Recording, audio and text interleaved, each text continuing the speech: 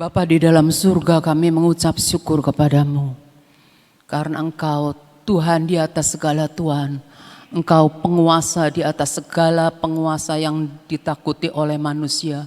Kami mengucap syukur untuk kuasa dan kedaulatan-Mu. Kami mengucap syukur Engkau memberikan kepada kami kuasa dan otoritas. Kami mengucap syukur karena Engkau memanggil kami sebagai anak-anak-Mu Tuhan, yang memerdekakan dari segala dosa, dari segala ikatan. Kami mengucap syukur Tuhan, karena Engkau yang terus akan memimpin kami dengan Roh Kudus-Mu Tuhan, membawa kami Tuhan untuk terus berjalan dan ada di dalam jalan-jalan-Mu, dan Engkau menyertai kami. Kami mengucap syukur Tuhan karena padang gurun akan menjadi kebun buah-buahan. Apapun Tuhan yang negatif, Engkau sanggup mengubahkannya Tuhan menjadi sesuatu yang daripada-Mu Tuhan, karena Engkau berkuasa, maha kuasa. Terima kasih Bapa, kami mengucap syukur. Bapa, kami mau menyerahkan akan sharing hari ini kepadamu. Engkau yang menerangi akan hati dan pikiran kami. Engkau yang akan terus menerangi Tuhan, sehingga kami boleh menangkap Tuhan dan melakukan, mempraktekannya dalam hidup kami. Terima kasih Engkau mengurapi setiap kami dalam nama Tuhan Yesus Kristus. Amin. Shalom saudara-saudara. Saya akan mencoba share mengubah kutuk menjadi berkat, ya, mengubah kutuk menjadi berkat. Waktu manusia jatuh ke dalam dosa, sebelumnya itu Allah memberikan batasan-batasan atau perintah, ya, demi kebaikan manusia, untuk menjaga agar kita ini boleh tetap ada di jalan yang benar. Begitu juga kalau kita ini kan ada di bawah pimpinan, ya, ada di bawah pimpinan, entah kita anggota keluarga, entah kita sebagai pelayan, entah kita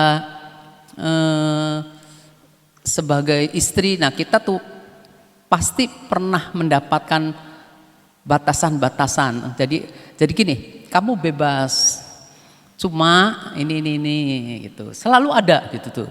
Nah, apalagi kalau saya lebih menyukai ada di bawah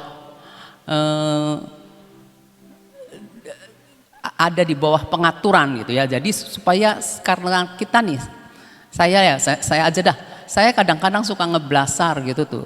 Tapi kalau sudah diperingatkan, saya tarik diri gitu, ya. Seperti itu.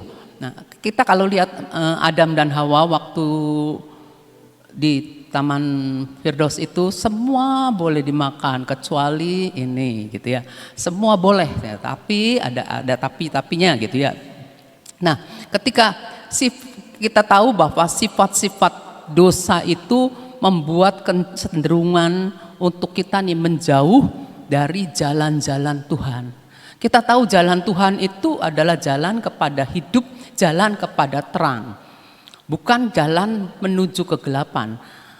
Ya, tapi sifat dosa itu menarik kita untuk kita keluar dari jalan Tuhan, tapi nujunya kepada kegelapan. Jadi mendekat kepada si jahat gitu, ya. Kita tahu juga bahwa Tuhan sebelum menciptakan segala sesuatu itu, Tuhan sudah tahu akan terjadi apa dan apa gitu, ya. Kita lihat dulu, ya, ayatnya, Efesus 1 ayat 4. Karena bahasanya saya mungkin ancok-ancok. Sebab di dalam Dia Allah telah memilih kita sebelum dunia dijadikan. Jadi Tuhan sudah memilih kita semua, ya, supaya kita kudus dan tak bercacat di hadapannya. Supaya kita kudus dan tak bercacat di hadapannya itu Allah menginginkan kita seperti itu. Tetapi dalam perjalanan hidup kita yang cenderung kepada dosa, itu seringkali kita ditarik kepada kuasa kegelapan. Kita punya sifat yang paling tidak baik adalah memberontak. Saya waktu kecil juga, ya, namanya juga belum kenal Tuhan, ya, waktu SD atau SMP gitu tuh, pernah berontaknya gini, papi saya ngelarang, kamu SMP kalau nggak salah, Papi saya ngelarang gini, tidak boleh pergi. Kamu perempuan tidak boleh pergi semaunya. Saya punya sahabat perempuan, sahabatnya. Dia ngajak saya, yuk kita berenang. Di mana? Kata saya tuh. Saya kan orangnya yang seperti saya pernah katakan, saya itu kalau diajak ini mau gitu tuh, tanpa memikir nanti gimana tuh. Enggak mikir. SMP tuh saya. Kata teman saya, kita nanjak sih di atas sih. Di mana? Waktu zamannya saya tuh di Cibulan, di Cibulan. Naik apa? Kata saya tuh. Naik mobil umum gitu tuh. Yuk, kata saya kalau menjawab saya bilang, ayo gitu. Udah gitu saya mau pergi, ketahuan sama papi saya. Mau kemana? Mau sama teman pergi ke sana. Waduh, saya dimarahin satu kali. Gagal waktu itu. Waktu saya SMA teman saya orang Jatibarang. Jatibarang. Saya ingat mami saya asalnya orang Jatibarang kan. Teman saya ngajak, yuk ke Jatibarang. Saya pikir iya enak jajan. Padahal orang-orang yang ngajak saya ini orang yang lumayan, bukan orang yang nggak punya. Naik apa? Naik kereta api. Ya nurut saya naik kereta api. Stasiun lah saya. Terus dia bilang, yuk kita naik kereta itu. Naik kereta apa udah? Naik kereta apa tuh? Yang bukan kereta penumpang tuh, kereta barang. Naik kereta barang. Hah? Naik kereta barang ke Jatibarang, kata. Iya tenang saja aja, pasti boleh, saya kenal, kata dia. Nurut lagi saya. Nurut lagi saya. Dan pertama kalinya saya kabur bisa ketemu, bisa sampai Jatibarang naik kereta barang. Cuma di mana? Tidak duduk, tidak apa, saudara. Ini sambungan gerbong dengan gerbong saya di situ, dengan berdua sembari ngobrol sama orang itu tuh. Ampun tobat bener kalau ingat dah. Dia sekarang jadi istri dokter. Hebat, istri dokter.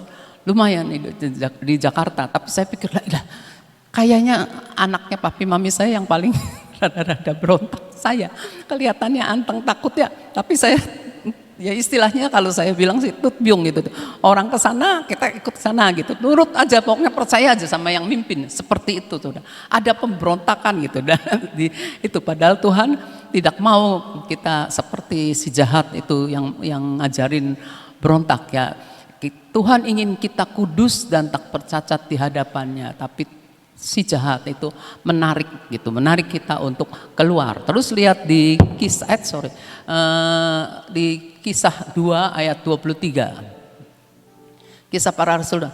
Nah, dia yang diserahkan Allah menurut maksud dan rencananya telah kamu salibkan dan kamu bunuh oleh tangan bangsa-bangsa durhaka. Jadi Tuhan sudah merencanakan manusia itu harus kudus dan tak bercacat ya, kata Tuhan maunya seperti itu. Tuhan memanggil manusia untuk menjadi seperti yang Tuhan mau. Tuhan waktu menciptakan manusia, Tuhan itu tahu bahwa manusia akan jatuh dalam dosa, tapi Tuhan tidak bermaksud untuk menentukan kamu nanti jatuh gitu. Enggak, Tuhan cuma tahu gitu kan, di luar pengetahuannya, di pengetahuannya Tuhan mungkin seperti itu. Sebab di sini dikatakan dia yang diserahkan Allah menurut maksud dan rencananya. Tuhan tahu, Allah tahu bahwa Yesus akan disalibkan dan dibunuh. Allah tahu bahwa anaknya akan menjadi anak domba yang disembelih ya. Nah, kalau sifat-sifat dosa itu membawa kita kepada kegelapan, kita harus tahu bahwa seringkali kita itu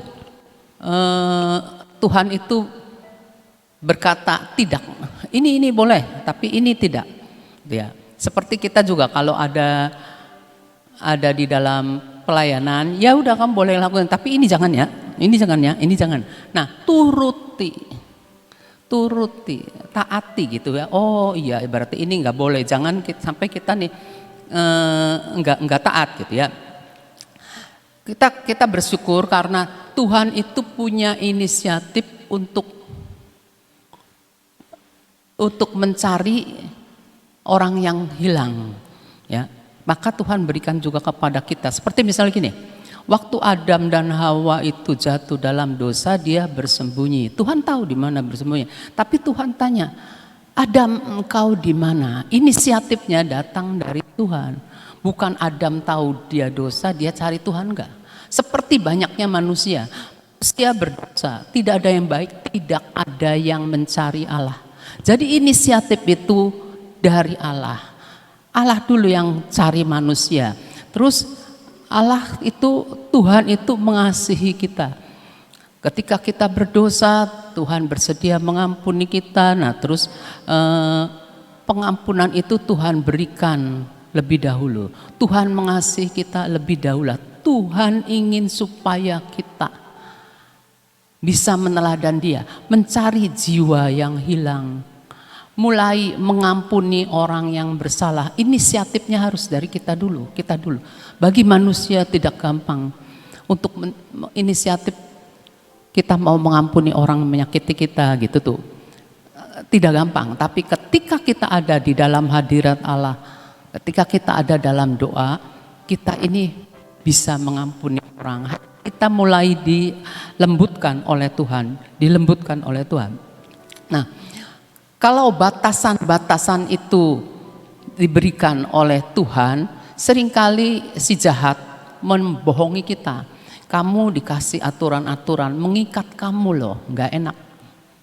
Nah, si jahat itu menyebutnya itu ikatan.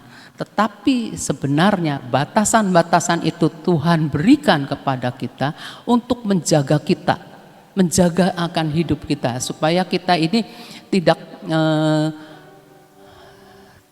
jatuh ke dalam hal-hal yang Tuhan tidak sukai ya. Kan seringkali gini, pemberontakan itu ngomong begini, kalau orang yang memberontak ngomong gini, jangan kekang aku. Saya pengen bebas, jangan batasi saya. Pokoknya apa tuh? Mau-maunya saya. Suka-sukamu Tuhan, suka-sukamu Tuhan, kan ada lagu itu. Tapi kalau manusia suka-sukaku gitu tuh, suka-sukaku gitu tuh. Pokoknya saya pengen bebas. Itu biasanya anak masa puber seperti itu. Bayangkan umpama kata seperti ini saudara, anak saya yang laki. Waktu SMA itu si suami saya tuh ya boleh gitu main gitu ya. Suatu saat temennya datang. Suami saya bilang gini, tidak boleh main itu. Anak saya marah. Kenapa papa ngelarang saya main sama itu? Anak itu baik sama saya, kata si anaknya. Anak itu baik, papa kok bilang nggak boleh? Itu anak yang satu ya, anak perempuan saya, sama juga saudara. SMA juga. Nah, dia ya bebas, orangnya kan bebas ya, dia bebas. Hahaha gitu, apa sih? Gembira orangnya ya, ceria gitu ya. Nah, pergilah dia bebas pergi. Papa namanya suami saya bilang, kamu tidak boleh gaul sama orang itu, tidak boleh lagi sama. Nah, dua anak ini jengkel sama papahnya. Setelah mahasiswa, setelah apa, saya yang sadar ya. Dulu saya belain anak saya, kalau anak saya dilarang, saya bilang nggak apa-apa, percayalah gitu. Tapi saya nyadarin, suami saya bilang ngasih batas sama anak saya, temennya itu narkoba. Anak saya yang perempuan yang dilarang juga temennya itu tidak baik. Seperti itu, jadi saya mikir iya ya, orang tuh harus dikasih batas-batas, kalau enggak blasar, kalau enggak kebangetan gitu ya. Nah, kejatuhan daripada manusia kita tahu bahwa itu mendatangkan kutuk. Tetapi Tuhan mengubah kutuk itu jadi berkat. Kita lihat Nehemia 13 ayat 2b. Saya ingat Yabes. Nehemia 13 ayat 2b ya. Tetapi ini karena mereka tidak menyongsong orang Israel dengan roti dan air, malah mengupah Bileam. Bileam suruh ngutukin orang Israel, melawan orang Israel supaya dikutukinya. Tetapi Allah kami mengubah kutuk itu menjadi berkat. Kita harus senantiasa kita ingat, Allah kami mengubah kutuk menjadi berkat. Allah kami mengubah kutuk menjadi berkat. Allah kami sanggup untuk mengubah kutuk menjadi berkat. Ada syaratnya. Saya ingat Yabes. Yabes itu kesakitan kan. Ibunya melahirkan dengan sakit. Tapi Yabes berdoa. Menurut suami saya, lihat di arti apanya gitu ya. Berdoanya itu tidak sekedar satu kali berdoa, tapi bertalu-talu. Terus menerus berdoa kepada Tuhan untuk dia tidak sampai kalau panggil Yabes, Yabes, nah berarti kan kamu sakit, kesakitan, dia ingatkan terus. Nah, Yabes itu berdoa, terus menerus dia berdoa sampai dia terlepas gitu ya, nggak mau menderita kesakitannya. Nah, kita lihat di Galatia 5, Galatia 5 ayat 13. Saudara-saudara, memang kamu telah dipanggil untuk merdeka. Kan kita adalah orang-orang yang sudah dimerdekakan. Jika Tuhan itu memerdekakan kita, maka kita sungguh-sungguh merdeka. Jadi kita jangan jatuh dalam perbudakan dosa lagi. Perbudakan apa aja, ikatan apa aja, jangan. Tetapi janganlah kamu mempergunakan kemerdekaan itu sebagai kesempatan untuk hidup dalam dosa, melainkan layanilah seorang akan yang lain oleh kasih. Kalau saudara lihat dunia ini banyak melakukan segala macam bebasnya kebablasan karena tidak ada lagi batasan. Hati-hati, lebih baik kita ada di dalam batasan orang-orang yang Tuhan berikan menjadi pemimpin kita, karena dia yang punya otoritas. Dia yang akan dengan otoritasnya menjagai domba-domba yang Tuhan percayakan. Kita harus senantiasa ingat, jangan karep dewek, ikatkan diri kita hanya kepada Tuhan. Di mana kita ikatkan diri kita ke Tuhan, kita melekat sama Tuhan.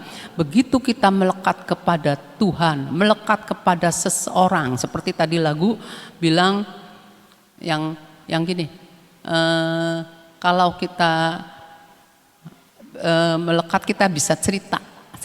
Bayangin, orang akan merasa aman setelah dia bisa cerita unek-uneknya, rahasianya diceritakan.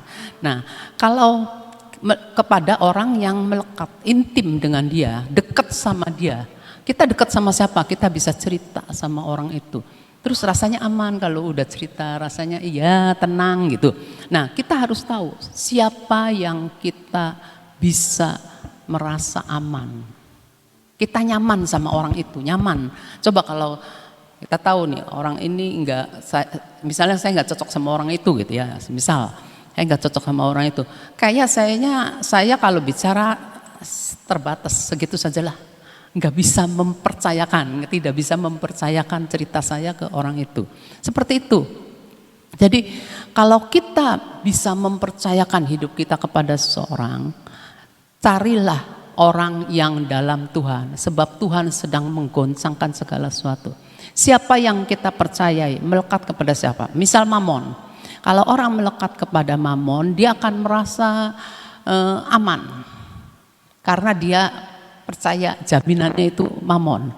Kalau orang aman dengan kebohongan, maka nanti beranak pinak.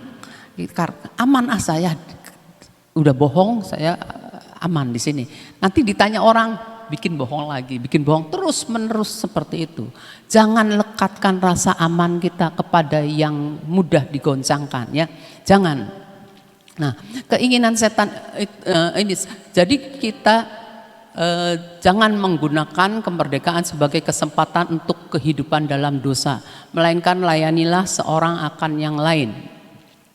Nah, keinginan setan itu membawa manusia ke dalam ikatan-ikatan dengan menipu manusia bahwa dia sudah merdeka, seperti anak-anak ya, anak remaja gitu ya. Udah gak apa-apa, bebas, kamu merdeka. Nah, cobalah teman-temannya mencoba ya. Teman-temannya mencobai dia. Diberikan misalnya satu obat ya. Dia mulai. Nah, dia merasa bebas. Ingat, dosa adalah kenikmatan sementara tetapi efeknya jangka panjang. Nah, ngerasa bebas. Terus dia mulai lagi melakukan lagi, lama-lama jadi ikatan. Ikatan itu yang mengontrol hidupnya. Ingat, satu ikatan mengontrol hidupnya. Karena nempel sih, dikontrol terus gitu. Ikatan itu mengontrol akan manusia ya. Nah, terus setan tuh memutar balikan. Jadi yang namanya kemerdekaan digunakan oleh diperalat sama setan menjadi ikatan bagi manusia. Tapi dia mengatakan itu bukan ikatan, tapi itu kebebasan kamu, kemerdekaan gitu ya, kebebasan ya. Nah, sama aja dengan orang yang terikat perkawinan. Mau tidak mau orang yang terikat perkawinan ada dalam batasan-batasan peraturan perkawinan. Ya, juga orang yang kerja. Orang yang kerja harus punya tanggung jawab dalam pekerjaannya, itu ada batas-batasnya. Terus jadi kalau istilahnya tuh ada itunya tuh, hierarkinya gitu ya. Nah, tanggung jawabnya pada siapa? Nah, itu ada batasan-batasan, jangan langsung karep dewek gitu tuh ya. Susah saya memberi contohnya ya. Nah, jadi tembok pembatas itu baik ya, baik. Kenapa? Karena membentuk karakter kita, lama-lama membentuk karakter dan merupakan usaha untuk menjaga kita. Seperti misalnya, saya pernah siarkan di sini, kuda liar di mana-mana, diambillah salah satu kuda, di kandang, dilatih. Nah, dia lihat kuda yang liar itu enak sekali, bebas sekali kemana-mana, jalan-jalan. Kuda yang liar itu bilang, oh saya enak, di sana bagus, sini bagus, saya bebas untuk kemana aja gitu ya. Nah, udah gitu si kuda yang dikekang, yang ada dilatih itu, suatu saat pada waktu yang sudah cukup, dia dijadikan kereta kerajaan. Nah, kita harus mau ada dalam batasan-batasan, akan dipakai untuk hal-hal yang baik, yang mulia gitu ya. Kalau istilah untuk rohaninya ya. Nah, batasan-batasan ini bila ditolak akan membuat manusia jatuh dalam ikatan yang sesungguhnya, seperti yang tadi saya katakannya. Karena kejatuhan manusia ke dalam dosa itu, Allah memberikan kutuk pada waktu Adam dan Hawa. Lihat di Kejadian 3 ayat 16-19. Firman-Nya kepada perempuan itu, susah payahmu waktu mengandung akan kubuat sangat banyak kesakitan. Dengan kesakitan engkau akan melahirkan anak-anakmu, namun engkau akan berahi kepada suamimu dan ia akan berkuasa atasmu. 17. Lalu firman-Nya kepada manusia itu, karena engkau mendengarkan perkataan istrimu, memakan dari buah pohon yang telah kuperintahkan kepadamu, jangan makan daripadanya. Ini batasan yang Tuhan kasih tahu. Maka terkutuklah tanah karena engkau. Dengan susah payah engkau akan mencari rezekimu dari tanah seumur hidupmu. Jadi manusia akan mengalami kesusahan, terus kesedihan, terus semak duri dan rumput duri yang akan dihasilkannya bagimu. Jadi kekecewaan, kutuk karena kutuk gitu ya. Dan tumbuh-tumbuhan di padang akan menjadi makananmu. Ada kerja keras kalau kena kutuk. Dengan berpeluh engkau akan mencari makananmu sampai engkau kembali lagi menjadi tanah, karena dari situlah engkau diambil, sebab engkau debu dan engkau akan kembali menjadi debu. Jadi ada hal-hal kutuk ya. Kalau kita ya banyak orang ya enggak menyadari bahwa ada satu kutuk di mana leluhur kita belum kenal Tuhan. Leluhur kita belum kenal Tuhan. Itu keturunan pertama, keturunan kedua, keturunan tiga, keempat gitu ya. Nah, itu tuh ada kalau tidak kenal Tuhan, penyembah berhala itu kena kutuk. Ada kutuknya gitu ya. Kutuk kepercayaan nenek moyang kalau nggak salah sih. Kutuk kepercayaan nenek moyang. Nah, itu tuh diturunkan. Nah, kita harus cari tahu Dan kita harus doa dengan iman dan percaya. Seperti Yabes berdoa bertalu-talu terus menerus sampai dia diputuskan tidak merasa kesakitan lagi, tidak sakit lagi gitu ya. Nah, kita harus seperti itu.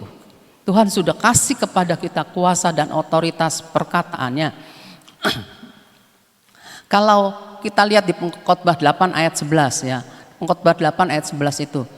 Kalau manusia itu tidak mengalami kesukaran dan kekangan, manusia akan makin jahat ya. Oleh karena hukuman terhadap perbuatan jahat tidak segera dilaksanakan. Jadi udah jahat, belum dihukum atau tersembunyi, belum dibongkar gitu ya, terus menerus, maka manusia tuh penuh niat untuk berbuat jahat, tambah jahat, tambah jahat, tambah jahat. Karena kecenderungannya manusia itu ditarik kepada yang jahat gitu ya. Nah, kalau seperti itu kita tahu Tuhan itu memakai kejatuhan manusia dan kutuk karena dosa. Tuhan itu ingin mengubahkan untuk memberkati manusia. Nah, saya suka ayat ini, Roma 8 ayat 28. Jadi hal-hal yang enggak enak gitu ya. Kita tahu sekarang semua hafal pasti bahwa Allah turut bekerja dalam segala sesuatu untuk mendatangkan kebaikan bagi mereka yang mengasihi Dia. Bagaimana yang mengasihi Dia? Yaitu yang meresponi akan setiap masalah, meresponi akan setiap ketidakadilan, meresponi akan setiap hal yang mengecewakan, itu dengan respon ilahi, dengan cara pandang ilahi, dengan cara pandangnya Tuhan. Jangan kita menjadi pahit, jangan kita menjadi undur, jangan kita tambah berontak, jangan seperti itu. Tuhan mau memberikan akan kesempatan kepada kita untuk mengenal siapakah Tuhan yang mengasihi. Karena iblis itu, si jahat itu selalu ingin menunjukkan kepada manusia, tuh lihat Tuhan tidak mengasihi kamu, tuh lihat Tuhan tidak mengasihi kamu. Padahal Tuhan mengasihi kita. Dia lebih dahulu mengasihi kita dan Dia tetap mengasihi kita. Apapun yang kita lihat gitu, ngalami, apapun yang kita alami itu Tuhan tetap mengasihi kita. Walaupun pikiran manusia kita dimasuki oleh si jahat, mana buktinya kamu dibiarkan seperti itu? Mana buktinya tuh orang Kristen seperti itu? Kita tetap harus ingat Tuhan mengasihi kita dengan kasih yang kekal. Harus selalu ingat, jangan dibohongin sama si jahat, jangan dibohongin sama si jahat. Kita harus senantiasa mengatakan bahwa Tuhan itu tidak pernah memberikan kepada kita hal-hal yang tidak adil. Dia menyukai hukum, Dia menyukai peraturan-peraturan, Dia menyukai akan batasan-batasan. Tuhan itu menyukai akan hal-hal yang baik gitu ya. Mencintai keadilan. Tuhan itu mencintai keadilan. Kalau kita diperlakukan tidak adil, kita tahu Tuhan kita menyukai keadilan. Jadi kalau kita mengalami ketidakadilan, maka kita dapat berkata, Tuhan, aku tahu Engkau tetap mengasihi aku. Sekarang aku tidak mengalami ketidakadilan, tapi aku tahu Tuhan, Engkau yang adil. Ini bukan daripadamu. Kita bisa memperkatakan hal itu, meresponi dengan benar bahwa Tuhan mencintai hukum dan keadilan ya. Beri aku hikmat untuk aku tidak pahit gitu ya. Karena Tuhan itu pengen membuat manusia sadar. Dulu ya, lagi pertama kali masuk persekutuan doa itu, banyak orang yang berkata gitu, kok dia masuk ke persekutuan sih? Pasti punya masalah. Ya memang Tuhan membuat setiap orang untuk datang kepadanya. Tapi manusia yang negatif berpikir, oh mungkin punya masalah, seperti itu saudara. Jadi kita harus senantiasa memiliki pandangan yang dari Tuhan. Karena kita tahu tujuan daripada semua yang kita alami itu. Tuhan punya tujuan. Dan jangan lupa pengucapan syukur mengubahkan malapetaka menjadi kemenangan. Pengucapan syukur mematahkan semua yang menurut pandangan kita tidak baik. Tapi kita mau memiliki sebagai manusia miliknya Tuhan, kita mau memiliki cara pandang yang dari Tuhan. Itu yang saya bisa bagikan. Terima kasih, Tuhan memberkati. Temanya pagi ini adalah kutuk diubah menjadi berkat, ya. Jangan dibalik. Kita yang sudah diberkati akhirnya diubah kita menerima kutuk, ya. Awas, hati-hati ya. Temanya hari ini adalah kutuk diubah menjadi berkat, ya. Jangan sampai dibalik, kita ini yang sudah keberkatan diubah menjadi kita menjadi orang yang terkutuk. Nah, coba ditayangkan tadi di mana, Galatia 5 ayat 13 tak berapa ya tadi? Galatia ya 13 benar ya? Dikatakan, saudara-saudara, memang kamu telah dipanggil untuk merdeka. Kamu telah dipanggil untuk merdeka. Jadi saudara dan saya ini dipanggil dari kegelapan, dimerdekakan, ya. Tetapi jangan kamu mempergunakan kemerdekaan itu sebagai kesempatan untuk kehidupan dalam dosa. Melainkan layanilah seorang akan yang lain oleh kasih. Saudara, ini ada suatu kesaksian yang sungguh-sungguh terjadi. Seorang anak Tuhan, ya. Pada saat saya mendengar kabar ini, saya sampai syok. Syoknya bukan hanya syok, sampai misalnya orang terkapar. Kok bisa ya anak ini sampai sejauh itu? Kok bisa ya? Gak pernah nyangka, gak pernah timbul dalam pikiran saya, gak pernah timbul dalam hati saya. Anak itu bisa sejatuh seperti itu. Gak pernah nyangka, saudara. Nah, kejadiannya adalah begini. Dia anak Tuhan yang sungguh amat baik. Anak yang sudah lahir baru. Kepenuhan Roh Kudus, ya. Pelayanannya super. Saya bilang dia pelayannya sangat super. Punya pekerjaan yang diberkati Tuhan luar biasa, ya. Saya sangat sayang dengan anak ini. Pokoknya ini menurut saya nilainya 9. Kalau saya lihat pelayanannya, lihat semuanya, 9 nilai saya terhadap anak ini. Dan tidak pernah saya menyangka sedikit pun dia bisa jatuh seperti itu. Tetapi dikatakan itu sudah dipanggil untuk merdeka. Jangan kamu mempergunakan kemerdekaan itu sebagai kesempatan untuk kehidupan dalam dosa, ya. Nah, anak ini punya pekerjaan yang sangat sibuk, super sibuk, tapi pelayanannya juga super sibuk. Nah, sampai suatu saat itu dia mengalami stres dalam pekerjaannya. Karena numpuk terus. Dari sini ini belum selesai kerjaan lagi, selesai pekerjaan lagi. Dia banyak sekali kelihatan dibukakan perkara-perkara yang spektakuler. Sehingga dia itu tidak bisa ngatur waktu dengan baik. Yang mau ngerjain ini tapi ini ada pelayanan. Kadang-kadang dia memprioritaskan pelayanan. Pekerjaan sekulernya menjadi terhambat. Dikejar lagi, selesai pelayanan, ngejar lagi, nggak keburu. Ini terus menerus bergulir yang namanya stres itu. Sampai pada suatu saat ada teman baiknya dia ngomong gini, saya tuh lihat kok kamu tuh stres banget sih. Ini lu tak kasih obat, katanya gitu. Ini obat menghilangkan stres. Apa? Sebab dia bilang aku sudah doa, ini kerasaannya kok Tuhan tuh tidak nolong. Ada ditawarin obat. Buat apa? Buat ngilangkan stres.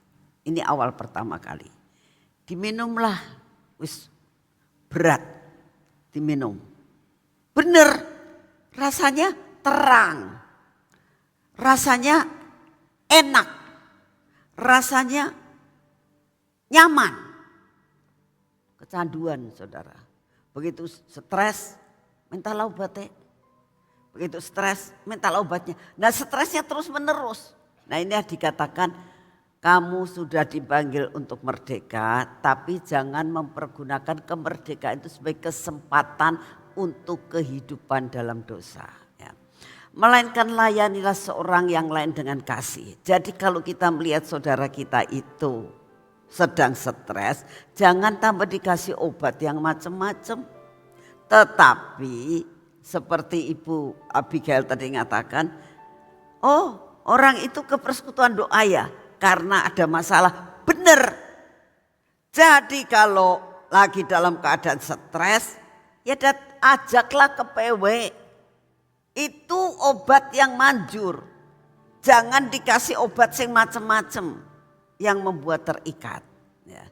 Biarlah kita benar mengerti bahwa yang Tuhan mau adalah jangan mempergunakan kemerdekaan yang diberikan kepada kita sebagai kesempatan untuk kehidupan dalam dosa. Kalau kita mengasihi saudara kita yang sedang stres, jangan tambah dijerumuskan masuk ke dalam jurang. Benar, ajak ke persekutuan doa, ajak minta doa, minta didekatkan sama Tuhan. Itu yang Tuhan mau dalam kehidupan saudara dan saya. Amin. Yuk kita berdoa. Bapak terima kasih buat penyembahan pujian selama 1 jam Tuhan. Terima kasih Bapak, terima kasih. Betapa rapuhnya kami dalam kehidupan kami. Biarlah kutuk diubah jadi berkat apabila kami melihat orang yang stres kita bawa kepadamu. Maka kutuk bisa jadi berkat seperti Yefta. Jangan sampai Tuhan apa yang kita sudah masuk dalam kemerdekaan ini akhirnya hidup di dalam comberan dan hidup di bawah kutuk. Terima kasih Tuhan. Buat mata kami melihat semua menjadi terang. Bapa yang di surga, buat kami mengerti betapa rapuhnya hidup kami. Kami butuh Engkau Tuhan. Kami butuh tumpangan yang daripadamu. Bapa, saat ini kami datang di hadapan-Mu ya Tuhan. Kami sungguh menyerahkan akan semua dan semuanya ini ke dalam tangan-Mu. Bapa yang di surga, saat ini kami datang di hadapan-Mu Tuhan. Dimanapun kami berada saat ini. Buat kami menyadari betapa rapuhnya hidup kami. Biarlah kami hanya bergantung hanya kepadamu Bapa. Saat ini kami bersatu hati dengan saudara-saudara kami. Baik yang ada di tempat ini maupun dimanapun juga mereka berada. Yang mengalami sakit penyakit. Kami berdoa Tuhan, Engkau datang, Engkau beri kemampuan, Engkau beri kekuatan. Terima kasih untuk kasih setiamu. Kami berdoa pada saat ini ya Tuhan. Kami minta anugerah-Mu turun. Jikalau kami saat ini menghadapi kekurangan daripada perekonomian kami. Usaha kami mulai tidak bisa mencapai kehidupan yang benar dalam usaha. Di mana kami merasakan kekurangan di dalam setiap kali kami usaha. Bapa saat ini kami berseru kepadamu. Engkau kirimkan pembeli-pembeli. Engkau kirimkan Tuhan konsumen-konsumen yang dapat membawa dan menjadikan kami diberkati Tuhan. Kami percaya Engkau mendengar doa kami. Terima kasih untuk kasih setiamu. Bapa kami juga tetap berdoa untuk keadaan cuaca saat ini. Kami minta di dalam nama-Mu ya Tuhan. Engkau berikan kepada kami daya tahan tubuh yang daripadamu. Daya tahan tubuh ilahi. Kami terima di dalam nama Tuhan Yesus. Tidak ada yang sakit. Tidak ada yang mengalami virus apapun, batuk, pilek, flu, lenyap daripada tubuh kami. Tidak akan berani mendekati tubuh kami karena di dalam tubuh kami ada daya tahan tubuh ilahi. Terima kasih untuk kesemuanya. Kami tetap menyerahkan bangsa dan negara kami ke dalam tangan-Mu ya Tuhan. Biarlah kami percaya kepadamu. Semua keadaan bangsa kami ada di dalam kendali yang daripada-Mu. Kami berdoa saat ini semua rencana-rencana yang tidak baik, yang ingin menggoncangkan keadaan ketentraman dan kedamaian di bangsa kami. Bapa, Engkau kendalikan semuanya itu. Roh iri hati, roh tidak ada rasa puas, Engkau yang akan terus mengendalikan Tuhan. Tidak akan meletup-letup. Semua roh pertentangan satu dengan yang lain, Engkau damaikan Tuhan. Bagimu tidak ada yang barang yang mustahil. Untuk Engkau buat keseimbangan di dalam segala perkara. Buat kemuliaan bagi nama-Mu, bagi bangsa dan negara kami Tuhan. Engkau yang akan memulihkan keadaan negara kami, baik perkara perekonomian maupun keadaan apapun. Pulihkan Tuhan. Kami percaya akan semuanya ini. Kami mengucap syukur Tuhan. Kalau kami melihat setiap kali di jalan-jalan, buah-buahan selalu ada. Kami mengucap syukur bahwa Engkau selalu memberkati akan semua hasil daripada tanah dan bumi Indonesia. Engkau memberkati terus Tuhan sampai selama-lamanya. Terima kasih untuk kasih setiamu. Bapak, kami percaya Engkau mendengar doa kami pada pagi hari ini. Di dalam nama Tuhan Yesus. Mari kita masuk dalam pengurapan.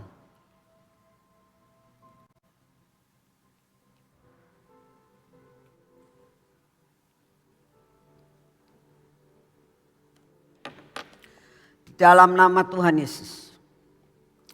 Biarlah pengurapan ini turun atas hidup kami. Biarlah telinga kami adalah telinga yang benar-benar diurapi dengan urapan yang baru. Biarlah mata kami juga diurapi Tuhan. Bibir mulut kami Tuhan dan hati kami. Tuhan Yesus, lepaskan kami daripada keraguan-raguan kami. Lepaskan kami daripada roh tidak percaya. Berkati tangan kami ya Tuhan. Biarlah hari ini Tuhan apa yang kami kerjakan diurapi dengan urapan yang baru. Sehingga kami mengalami sesuatu berkat-berkat yang tidak pernah kami lihat dan tidak pernah kami dengar. Dan itu semuanya Kau berikan buat kami. Beri kepada kami mengalami kesempatan-kesempatan baru ya Tuhan. Engkau memberkati perjalanan kami hari ini.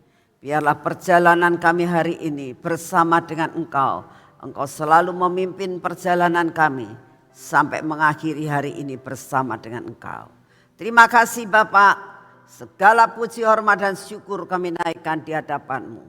Dalam nama Tuhan Yesus. Amin. Selamat pagi, Tuhan memberkati saudara semuanya.